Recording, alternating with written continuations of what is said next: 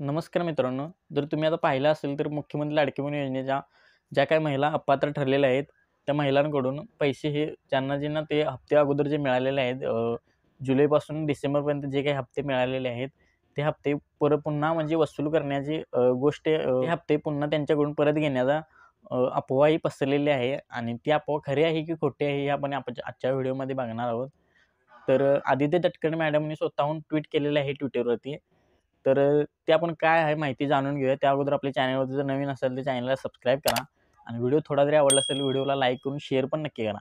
कारण सर्वांना ही माहिती समजली पाहिजे. अशा प्रकारची अफवा पसरता कामा नये. चला तर मग व्हिडिओला सुरुवात करूया. मित्रांनो, तुम्ही यूट्यूबवरती किंवा फेसबुकवरती आता प्रत्येक सोशल मीडियावरती पाहिलं तर एकच अफवा आहे की लाडकी बहीण योजनेच्या ज्या महिला अपात्र ठरलेल्या आहेत या महिला जे काही हप्ते मिळालेले आहेत 6 का 7 हप्ते मिळालेले आहेत त्या हप्त्यांचे पैसे वसूल करण्यात येणार आहेत. तर ही माहिती कितपत खरी आहे कितपत खोटी आहे हे आपण आजच्या व्हिडिओमध्ये पाहणार आहोत.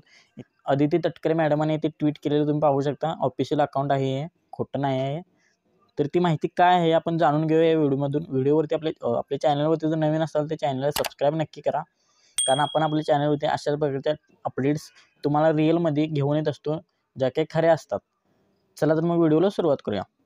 तर इथे तुम्ही पाहू शकता, मुख्यमंत्री माझी लाडकी बहीण योजना दिलेला लाभ परत घेतला जाणार नाही. ते सरळ त्यांनी मेन्शन केलेलं आहे बघा 1 नंबरच्याच कॉलममध्ये. दिलेला लाभ परत घेतला जाणार नाही.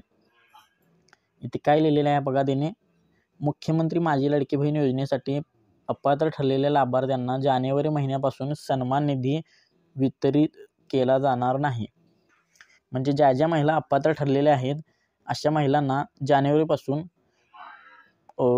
हप्ता हा त्यांना वितरित केला जाणार नाही. म्हणजे आता जानेवारीचा हप्ता जमा झालेला आहे.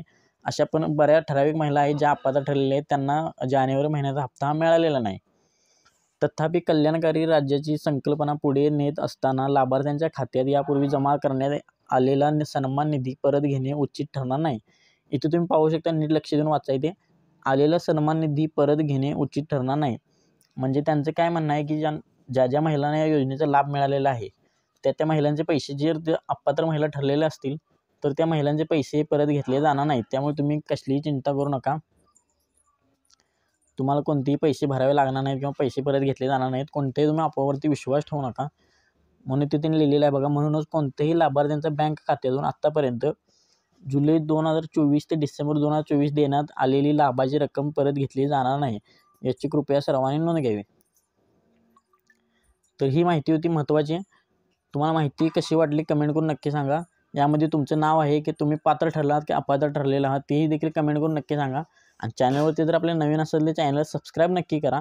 सबस्क्राईब कशासाठी तर आपण आपल्या चॅनलवरती अशाच प्रकारच्या महत्त्वपूर्ण अपडेट्स आपल्या मराठी भाषेतून घेऊन येत असतो.